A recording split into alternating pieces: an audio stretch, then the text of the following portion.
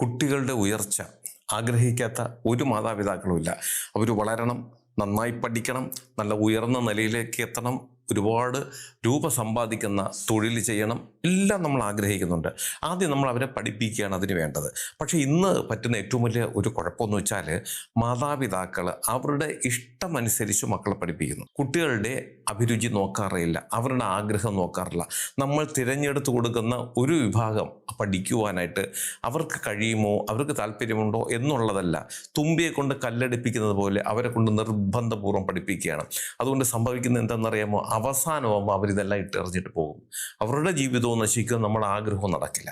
അതുകൊണ്ട് നമ്മൾ ചെയ്യേണ്ടത്, നമ്മുടെ കുട്ടിയെ ഇപ്പോൾ ഒരു ഡോക്ടറാക്കാൻ ആഗ്രഹിക്കുകയാണെങ്കിൽ അവൻ അതിന് താല്പര്യമുണ്ടോ എന്നാണ് ആദ്യം നമ്മൾ നോക്കേണ്ടത്. അവന് താല്പര്യമില്ലാതെ ഒരു വിഭാഗത്തിലേക്ക് നമ്മൾ കടത്തിവിടരുത്. അവന് ഇഷ്ടമുള്ള വിഭാഗം, അതിലേക്ക് നല്ല വഴികളിൽ കൂടി നമ്മൾ അവനെ കൊണ്ടെത്തിച്ചാൽ അവൻ്റെ ജീവിതവും ഭംഗിയാകും, നമ്മുടെ ആഗ്രഹവും നടക്കും.